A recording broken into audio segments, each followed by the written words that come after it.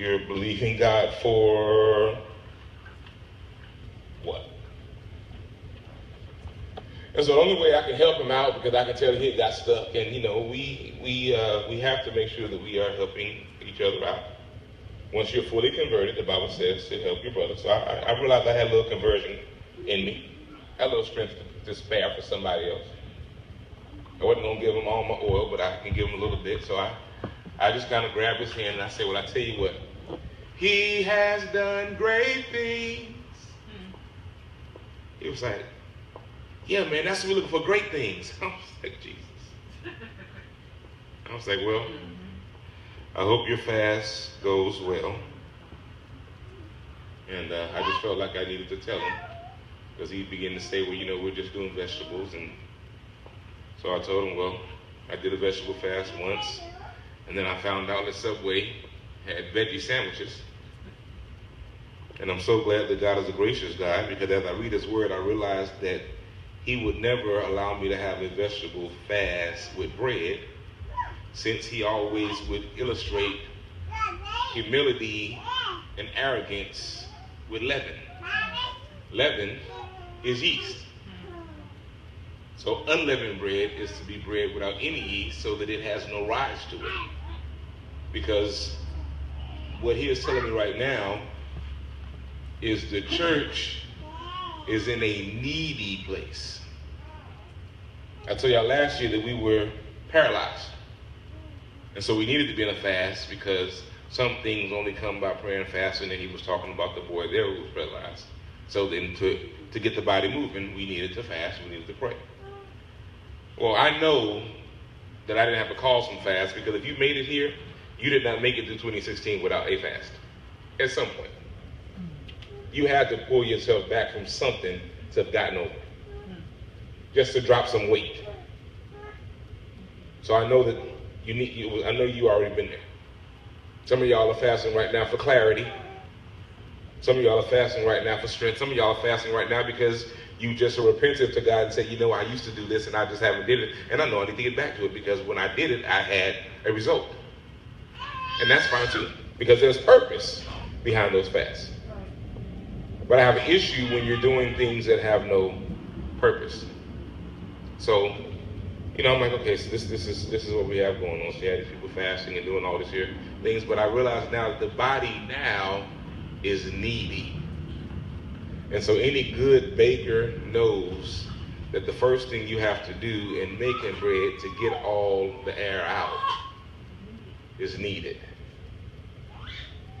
Kneading, if anybody has been in physical therapy, is not as glorious as you thought when you walked in for that massage.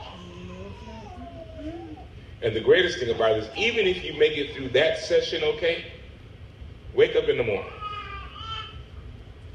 And you would think that the physical therapy that was supposed to make things better made things worse, but the issue was your body had never been stimulated. And so the issue right now is the body has been, or has not been, stimulated lately. So in the process right now, I realized last year I was agitating purposely. And I realized that some of you all are actually agitated. And I'm not apologetic for it. However, I do know now that I have another responsibility this year to not agitate you only, but now I want to provoke you to good work. And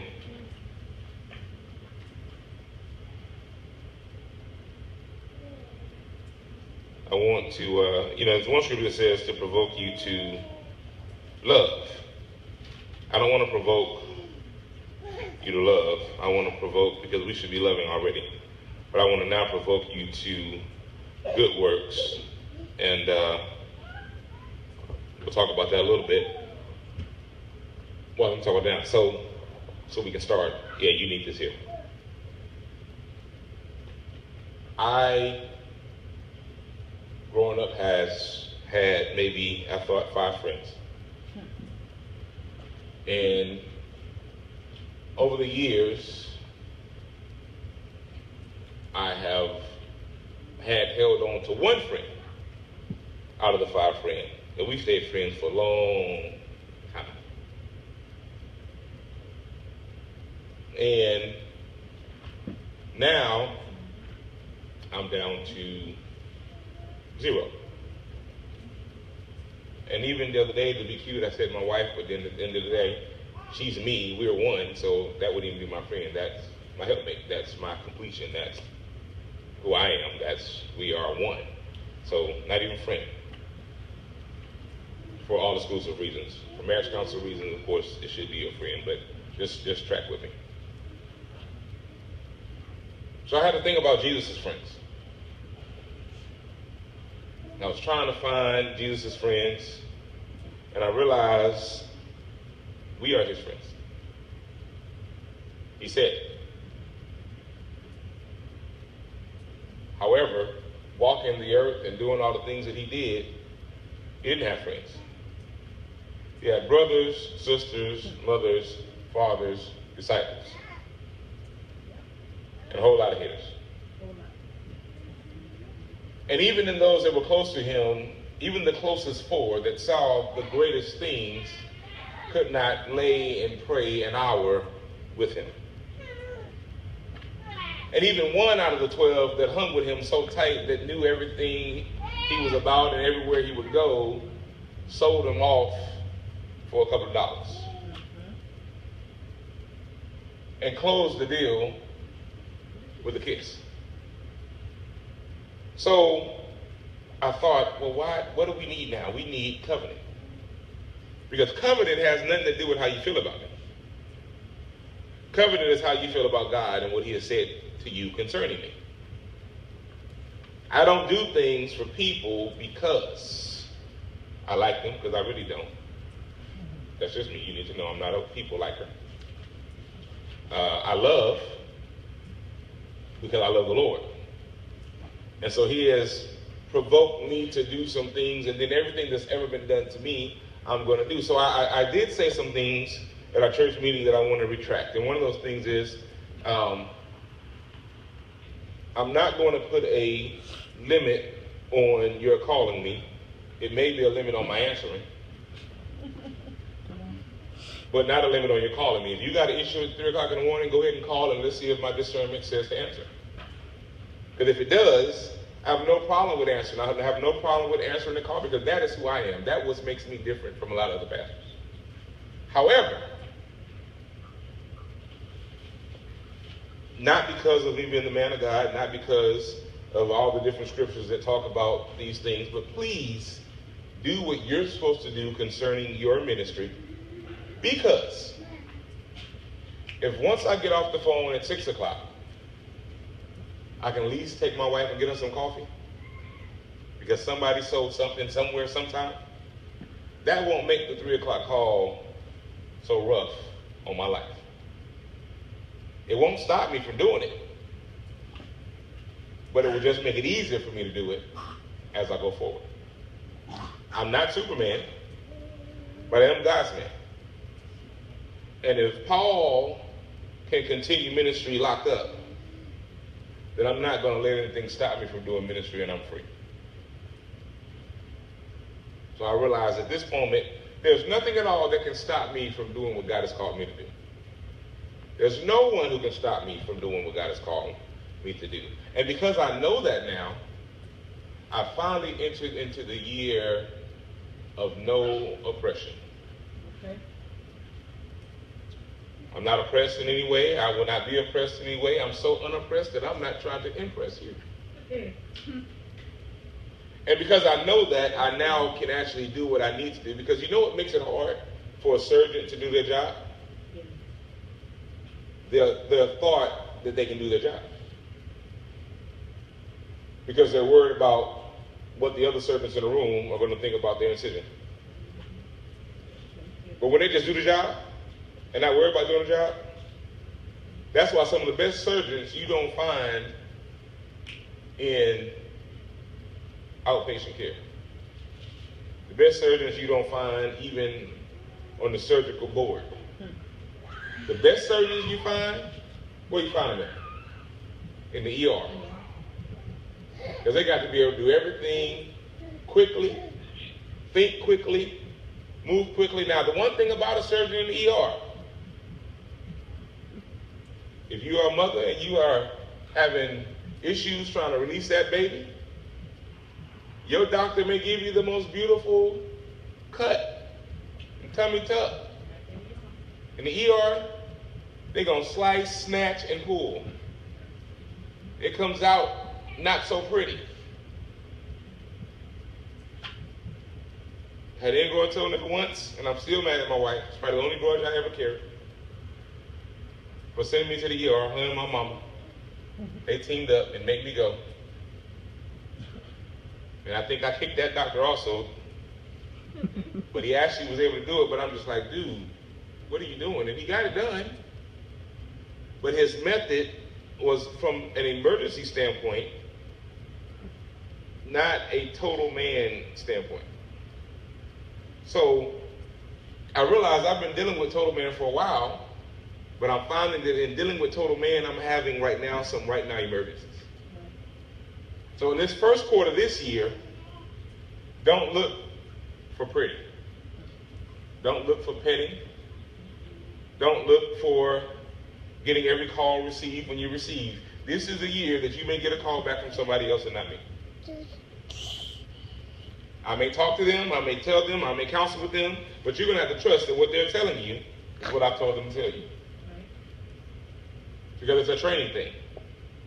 Because in order for me, and right now this is where my eyes are, in order for me to ever get into the Alamo Dome, I have to begin to structure myself to prepare for Alamo Dome situations. Alamo Dome bills. Alamo Dome. Let me explain to you that a plumbing problem here is simple with the one toilet. How about having a plumbing project when you have 500 toilets? Big difference. And so I'm wanting you to begin to expand your thinking, because if I'm leading and you're sheep, I need to feel you when I'm walking. So I put information out in November, and I said I need folks to let me know where they are because I can't feel you. There's some folks that I don't see, but I feel.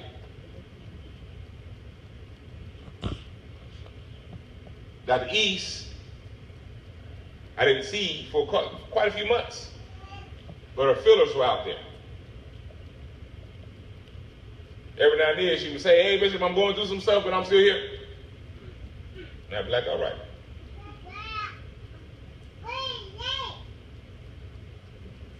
Every now and then, Olita get caught up at work, and she'll be working. And I'll wake up one morning and haven't even put on my clothes, and she's the one reason why I go outside with clothes on. I used to go run and get the paper, but now I'm like, hey, Olita, good morning. Hey, how are you? Let me go ahead and get back inside. If something happened, and she'll just be I was just in the neighborhood, Pastor, and just thought I wanted to stop by. She was in the neighborhood condo? Yeah, hey, she be here. I don't know why. She do. I've had wonderful experiences with folks like Deacon Earl who said, "Pastor, do not unload the truck. I will be there in the morning to unload the truck." And while I'm dead asleep, I get woke up. "Pastor, why'd you take care of that? I told you I was going to be here." Why are you at what? How did you get in my house? On top of that, I'm sitting there thinking, well, it's a lot of stuff. Even to this day right now, there's a neighbor that I've never ever spoke to that has become a follower of the ministry. I don't know if they'll ever come in. I know they're a partaker of the food pantry. They come there. But all I know is one day, Earl was in the back with me, and he threw his hands up and he made these contortions on his hands. The other dude made some contortions back. They came back together.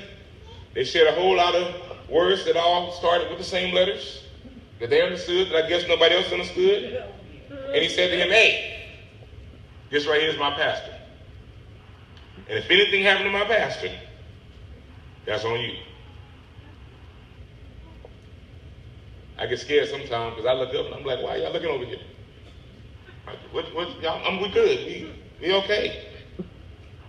Then they got folks like Dom and folks that I got to slow it down. It's okay, dude. Please put the knife away. That was a cliche. They wasn't really talking about killing anybody.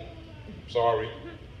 And then I got all of you all who just because y'all learned to polish it, just because the gun ain't on you but it's in the car, just because sometimes it ain't in the car.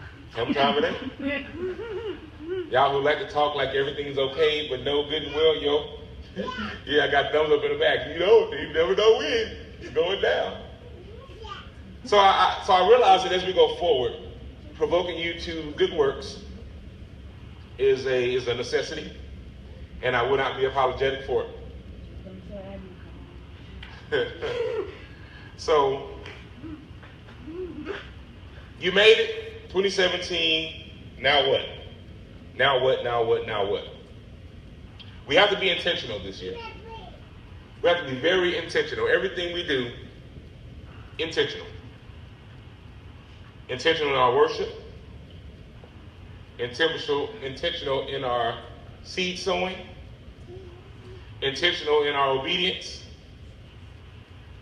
intentional in our testimony. We should be looking for testimonies. I mean, I want stupid testimonies. And when I mean stupid, I mean literally don't make sense testimonies like my lights were off, not the electricity, but like one bulb just like wasn't off and I couldn't reach it and it turned on. Stuff like that. Stuff like, okay, it's been like a week and I've been everywhere in this car and like I'm still on the quarter tank. Amen. Been to Houston back. Amen. Yeah. Stuff like, you know, I'm talking about stupid like the lady with the grain who made a little old pancake for a prophet. Not a prophet, but a prophet. And every time she opened up her cabinet, could you imagine? I mean, come on, y'all. I want this to help some of y'all, for people that y'all get so frustrated and caught up about people talking about you. This year, please stop worrying about what folks are saying about you. Please let your haters be your haters. Please let the stumbling blocks become building blocks. Please let your folks go ahead and purchase their ticket to the dinner that he prepared a place for you in the presence of your enemy. Go ahead and let them buy their tickets this year. Stop snatching their tickets from them. Whatever folks ever came in her house, because she's poor. She was poor, right? So whatever folks came in her house and she had lost everything, her husband was gone, and came in that house and laughed because she didn't have anything, had no idea that she would never go hungry again. There were rich folk that was scrounging for food at certain times of drought and famine, and she was there during the times of famine, or at least her seed was, or her seed was. But because of the promise, they may have got talked about because, do your mama make anything besides pancakes? I mean, can she only make cornbread? I mean, no butter on it. I mean, it's just all that. Does she make anything else in them? No. But every day we go in there, that's always there. And every day we've always been full. And we've never ever went without. And if you have an issue with my one suit and my $1 million job, you just have a problem with my $1 million job. Because right now I only got one suit. And it probably wasn't $1 million job yesterday, but because I took that one suit and kept doing what I wanted to do every day, because I was a janitor and that was the one suit I had. But the boss decided to come and see me working one night where everybody else stopped coming because they wanted to be on the picket line because they felt like the union could have did better, but Instead of leaving a job and going with everybody else, they decided to just come to work.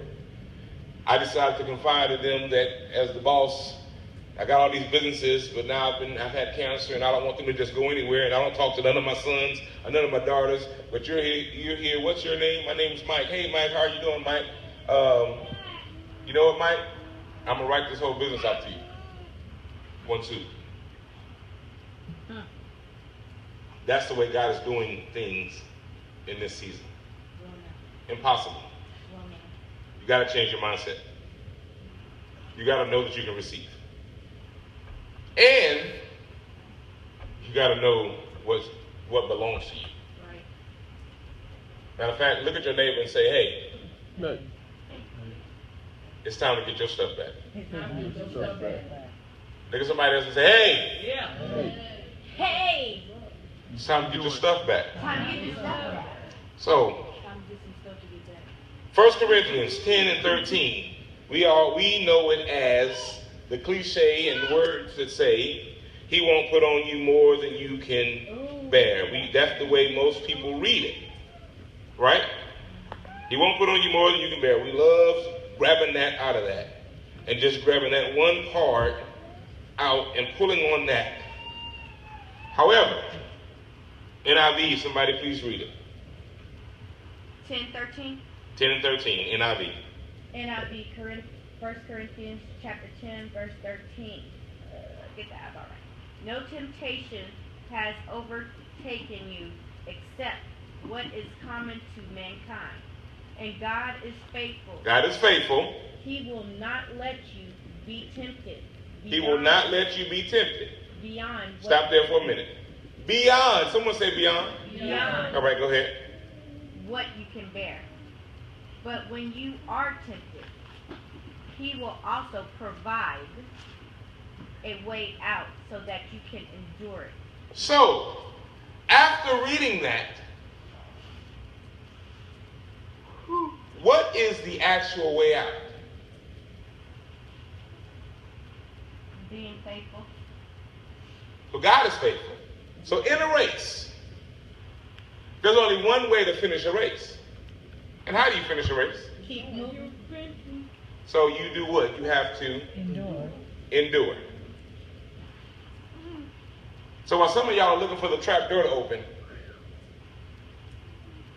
you need to know that if you're in that position, it's only because you can endure that spot. And once you accept that this is where I'm supposed to be right now, once you accept that this is the will of God concerning me, as Paul would say, once you can accept to give thanks, once you can accept in whatever state you're in to be content, until you can understand that you're not just a conqueror, but you're more than a conqueror in Christ Jesus. Once you accept that, then I promise you the light will pop on in the darkness. What if your stuff is in the dark? What if it's not that you don't have your stuff? What if you just ain't see it? But it's right there. Now I'm going to show you that in a minute. Your stuff. Now of course, with other things that got to be true. You got to love him. Because if you love him, you'll keep his commandments. So because of the way he is, if you just make the attempt with integrity and worship your way through, why do I say worship your way through? Because that way you can worship your way through while you're trying your best and say, God, I just keep messing up. Even though I'm not a good father, even though I'm not a good dad, even though I'm not a good husband, even though I'm not a good pastor, even though I'm not all these things, but Lord, I worship you. Yes, God. Then he'll say, okay, well, you know what? Well, why are you trying to get it together? You just keep walking with me. Because I can use that type of heart. I can use a broken and contrite spirit. I can use that. Just keep talking to me and just keep saying, create in me a clean heart, oh Lord. Don't quit now. I don't need you to stop. I need you to keep walking and renew a right spirit with me. I know somebody saw you mess up. I know somebody saw you cuss. I know somebody saw you drink. I know somebody saw you shack up. I know somebody saw you sleeping around. I know somebody saw. Just keep saying while they're talking about you going to hell. Because I'll bring you out of hell while I'm sending them to the hell. Because they should already know that the only reason for them to judge is if they want to judge. And so all of us got something to judge. So the moment you're ready to go ahead and put it on the jury stand, go ahead and start talking about somebody else. That's why let your haters this year buy their tickets. Trust the process. There's a process. I need you to look at the process. But I don't want you to focus so hard on the problem, the pressure, or the people. Do not focus on the pressure, the problem, or the people. When you begin to go through the process, trust the process. Why? Because he said that the plan I have for you is to prosper you. It's of good and not of evil. So I have a good plan for you. I have something great for you. If there is a process, however. So when you find yourself in the problem, please make sure you seek out the promise. When you find yourself under pressure, please make sure the pressure pours out your purpose. And then when you start listening to the people, ignore them and focus on his plan. Right. That's the only way you will be able to trust the process. Last year I told y'all to respect it. This year it's in motion, so now I just need you to trust it. While you're trusting it, remember what God promised. Remember what his purpose. Remember his plan. So again, like I told you, he will not put on you, you won't allow anything to be upon you. He will not have you tempted beyond what you can bear. So not that he won't put on you more than you can bear in the way of you thinking that you know what you can bear. What this says basically, if I was to write it, now knowing him, I would say, and God is faithful, he's always going to do exactly what he said. He will not let you be tempted. Well, at least he will only stretch you to the limitations that he knows in you, that he put in you, that the only way for you to know it is if he tests it. And then once he tests it, and you realize he's testing it, then you realize that no matter how far you've been, you never break. And then just in case you break, you'll recognize that in order to get all the oil out of the olive branch, maybe he pressed it a little bit, he shook it a little bit, but at some time, he's going to have to break it. And if you remember his Last Supper, he grabbed the bread,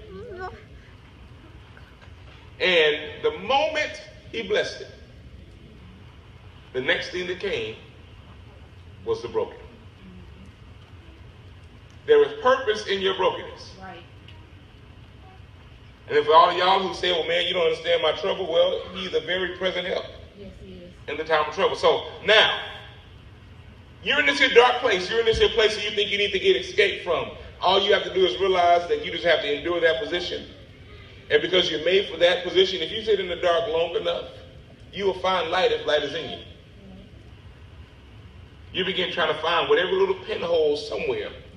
And you will draw on that, and you will find a way to focus to see your way through. Or at least to walk into the light. But don't try to understand it, because you, light, cannot understand the darkness just like the darkness can't understand you. Right. So just be light. Proverbs 6:31. Somebody.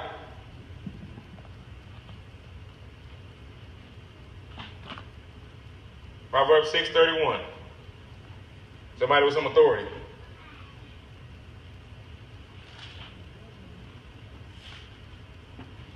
This is important for everybody who ever got something jacked from you. Proverbs 6:31. But if he be found, he shall restore sevenfold. He shall give all the substance of his house. So one more time. What? But if he be found. Wait.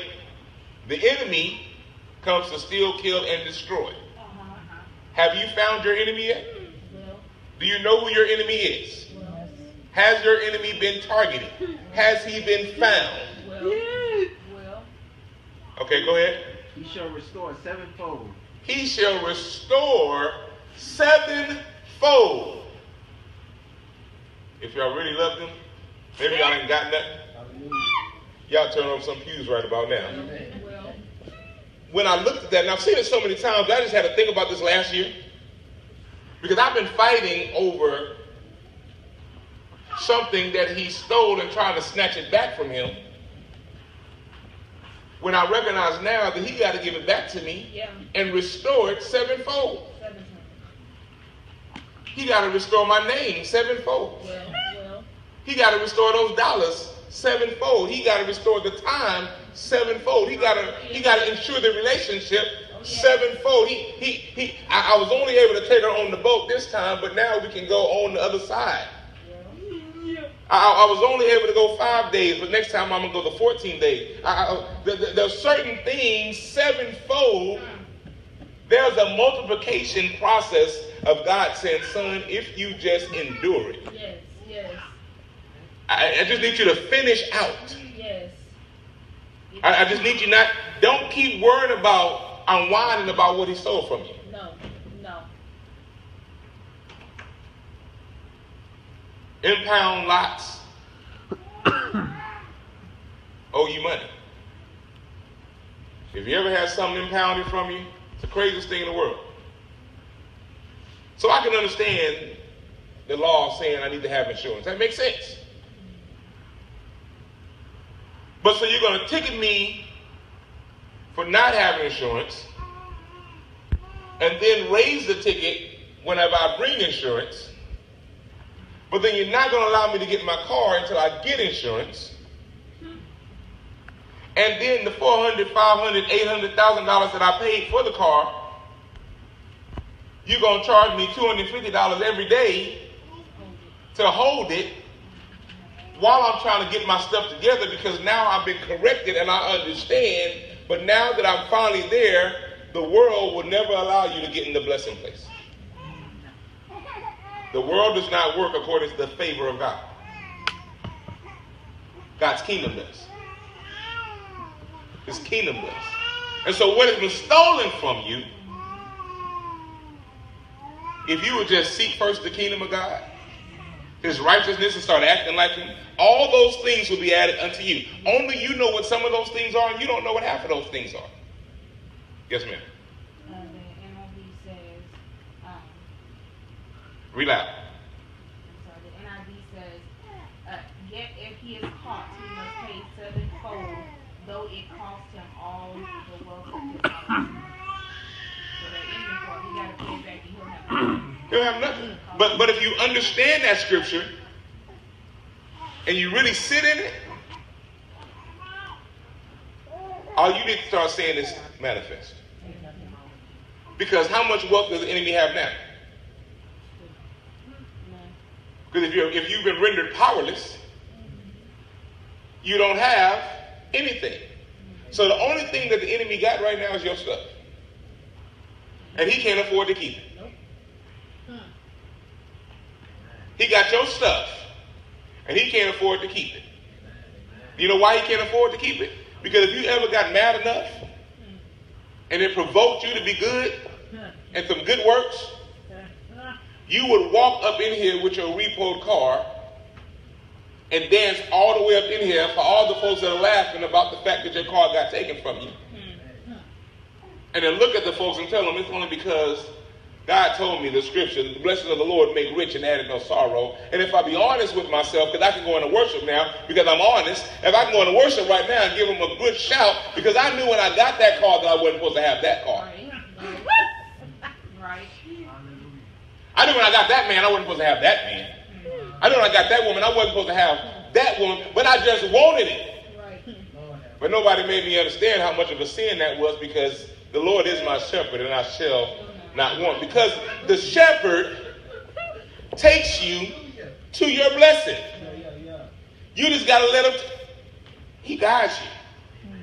And so when you get in the valley, he ain't going to keep you there too long, because he said, thy rod and thy staff, they come for you. Whatever y'all doing, please hurry up and get back in the sanctuary.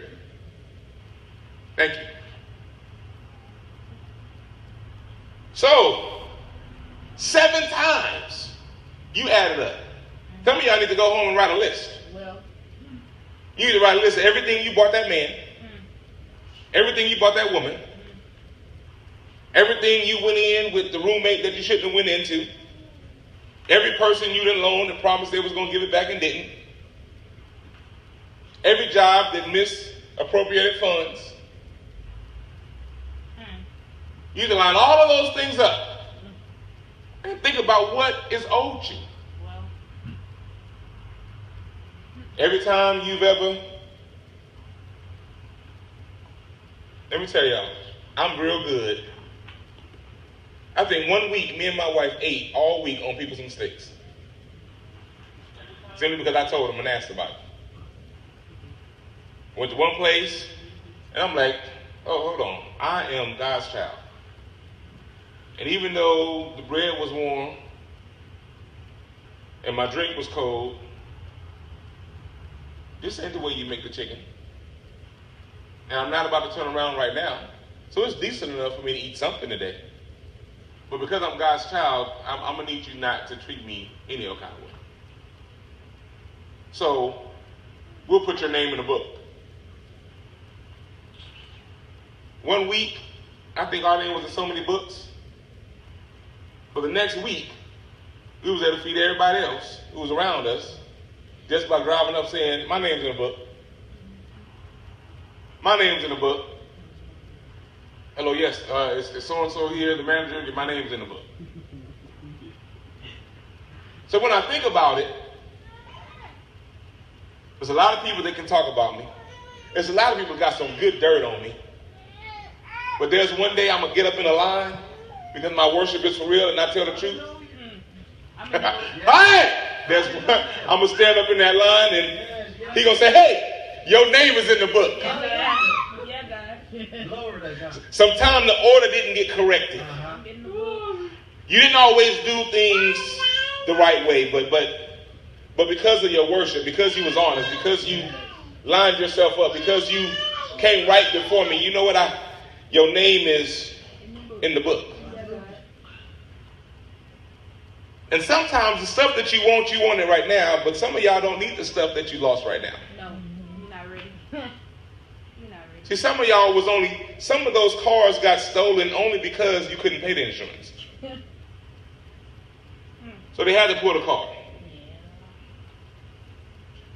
But now that you can handle the insurance, now you're trying to look for that car. And God said, that ain't what I got for you. Because now that you finally took care of the insurance, you need to ride that bus for another year and go and get that house. Because then you can put the car in the garage. Right. In the house. The blessing of the Lord make rich and add no sorrow. That's why right now he is ordering our steps. Things that don't feel good don't mean they are not good. Physical therapy is not wonderful. There's nothing good about physical therapy. But he says, after you've suffered for a little while. He said, then I'm going to go ahead and I'm going to settle you. Then he's going to break it on down at the end and he's going to establish you. But all of that process hurts. It's all uncomfortable.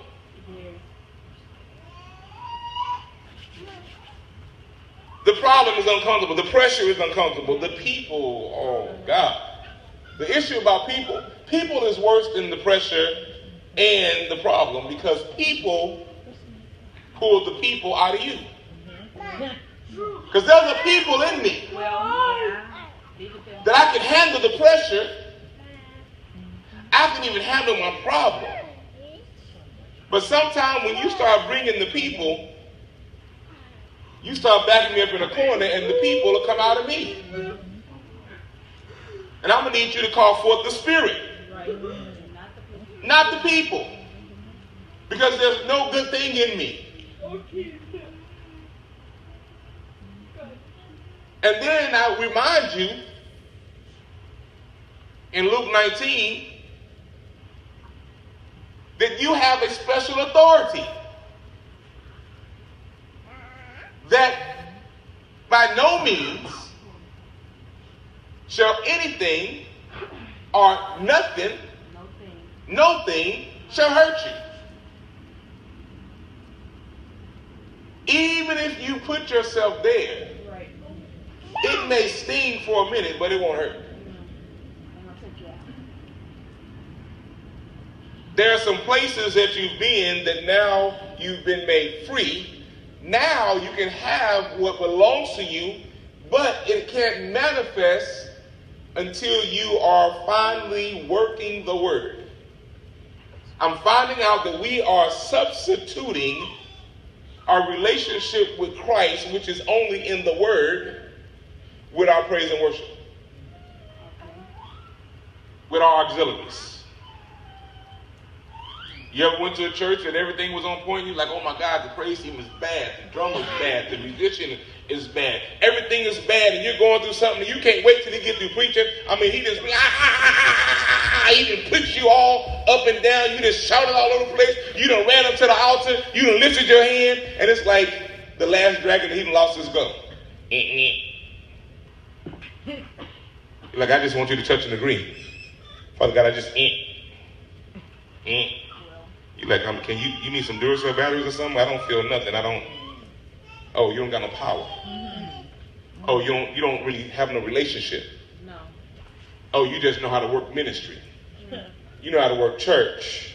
And you taught them how to work. That's why he sleep with my cousin. Oh. Now that makes sense. That's why your child in jail. That's why all these issues are going in this wonderful edifice. But there's no power because there's no word work. We need word work. We have to work out our salvation. Let me tell you, you have the responsibility to be overwhelmed with the understanding that everyone around you needs salvation. You need to understand that everyone around you needs salvation. While you're working out your soul salvation with fear and trembling, you need to make sure that the people around you that you love, you're leading them to Christ. You need to make sure that you're leading, not dragging. There's nothing worse than being drugged to Christ. You know what dragging looks like? Dragging looks like me telling you to do the right thing, but I'm cussing you out. You know you need to get to church, but I ain't paid you your money back yet. You know you ain't right for doing that, but come on, holler at me about 3 o'clock in the morning.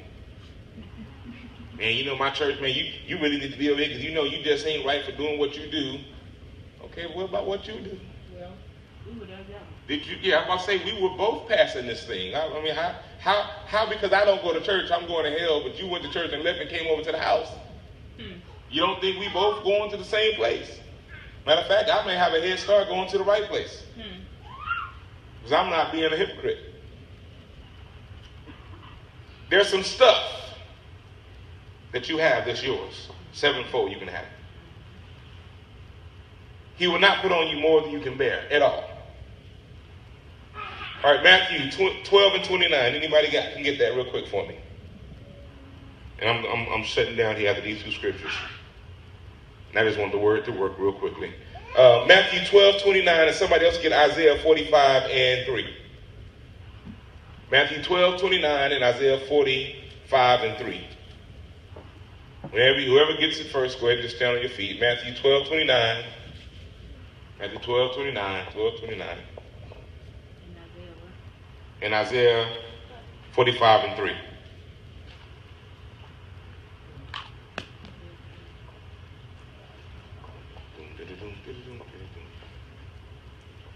I hope all of y'all are flipping through real Bibles.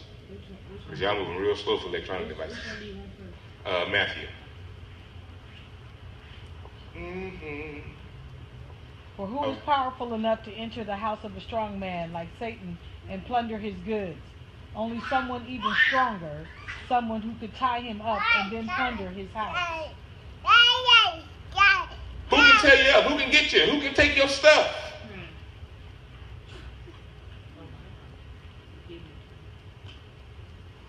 Satan's house. That's where your stuff at. If you team up with God, watch God do it. And then gratefully, some of that stuff you don't need anyway. Some of that stuff you ought to be thankful that it's gone. But the value is still the value. Isaiah 45 and 3. Isaiah 45 and 3 says, I will give you hidden treasures. All right, listen. I will give you hidden treasures. Now, hold on. So just a little while ago, Satan's house, all your stuff, they're in the darkness.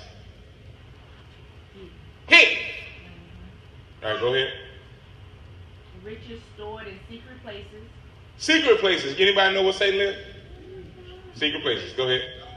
So that you may know that I am the Lord thy God of Israel, who summons you by your name. So when he says stuff like the wealth of the wicked is laid up for the righteous, I don't want y'all to take that as so cliches. There's some stuff that you just are owed you. Some of y'all need to go back and look at wherever y'all used to work at and just make sure they ain't got one more check for you. Well, laid up for you. I found out something that was crazy as all get up. Even though I could not assess it like I wanted to, I was getting bills a whole 2 years, 3 years after my last job saying that they were still paying medical bills for me. I'm like, I ain't paid a premium in almost 3 years. But they paying medical bills. And every now and then they'd shock me and send me a check, and I'd be like, sure, yes, sir. You overpaid? I did. Thank you. Can you check and see if I overpaid any other months? I'm going to need all my accidental overpayments. I'm going to need y'all to go look at that. Need you to go find out. I know it's to be true because one of the brothers in the ministry just had that situation happen. He leaving. They want to now tell him, okay, you know what? Now that you're leaving, we want to give you everything that you want. He was like, no, I'm still leaving. But I'll take everything that I'm due. The worst person that you can ever cross is the person that's helping you with everything that they have. Right. It may not be much to you, but when I'm giving everything I've got, don't fold over me because I don't look as cute as the other folk. Don't fold over me because I don't dress like the other folk. Don't fold over me because I don't run as fast as the other folk. Because when all the other folks is rolled out, I'm the one sitting here locking up with you. When everybody else is passing you on the bus stop, I'm the one that at least asks you if you need a ride. Right. I mean, of course, I'm not driving the Lexus right now. My car probably go, right, but I stopped. Because if you can hang with me in that,